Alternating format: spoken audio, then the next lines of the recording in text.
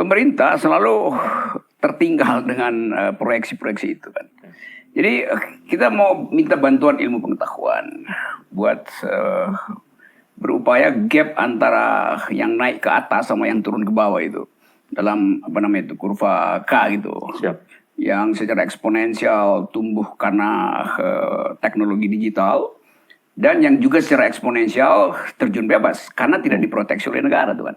Jadi di situ sebetulnya tantangan baru yang disebut welfare state. Yep. Yang kadangkala kritik saya itu selalu kalau kita negara kesejahteraan mestinya kita promosikan akumulasi tapi kita lakukan distribusi kan. Kan korporasi selalu berpikir akumulasi itu. Dan negara harus meyakinkan publik bahwa hasil akumulasi akan tiba dalam bentuk jaminan sosial. Jadi sebetulnya itu teori yang gampang aja kan. Tapi seringkali negara itu dia bikin public policy tanpa basis social policy itu. Nah di situ gap bisa menjadi-jadi dan kita gagal untuk mewujudkan ide kemanusiaan yang adil dan beradab, keadilan sosial bagi seluruh rakyat. Jadi kalau kita hubungkan misalnya dengan kalau khusus Indonesia itu akan ada pemilu nih. Ya. 2024 atau 2027. Kalau ide tentang welfare state nggak diuji berdasarkan pengalaman kita dengan COVID, maka pasca COVID kesenjangan di Indonesia justru meningkat gitu. Ya. Itu bahayanya tuh. Ini kebetulan 2 hari lalu LP3S, majalah Prisma itu bikin riset bersama dengan peneliti Belanda menemukan bahwa selama 2 tahun ini produk demokrasi kita justru dihalangi oleh gumpalan-gumpalan kepentingan bisnis dan politik. Jadi betul tadi bahwa seolah-olah didorong untuk kebebasan berpikir, tapi kemudian di ujung dicegah, misalnya melalui presidential threshold. Kan itu kan konyol kan. Silakan Anda sesuka-sukanya memilih siapapun, iya, tapi yang boleh milih yang punya tiket melalui partai itu. Jadi di situ sebetulnya letak kegagalan struktural dari ide demokrasi itu. Nah itu nggak ada soal kalau hanya sekedar itu. Tapi sepanjang dia menuju pada pemilu, itu dihalangi terus oleh algoritma yang didesain untuk sekedar menghasilkan 2 tokoh itu.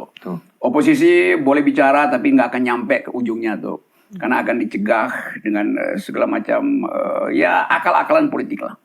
Jadi tetap terlihat, mungkin juga di seluruh dunia begitu tuh. COVID ini dimanfaatkan justru untuk mencegah demokrasi itu kan. Nah di Indonesia kan mulai idenya udah tumbuh dari setahun lalu bahwa perpanjangan masa jabatan presiden disebabkan karena pemilu nggak mungkin dilakukan karena COVID. Lalu kita dengar lagi pejabat-pejabat PLT, gubernur, kepala daerah di 287 daerah itu hanya ditunjuk oleh presiden melalui menteri dalam negeri. Nah kalau kita bilang iya PLT, pelaksana tugas memang dalam keadaan nggak mungkin dilakukan pemilu, dia memang mesti ditunjuk.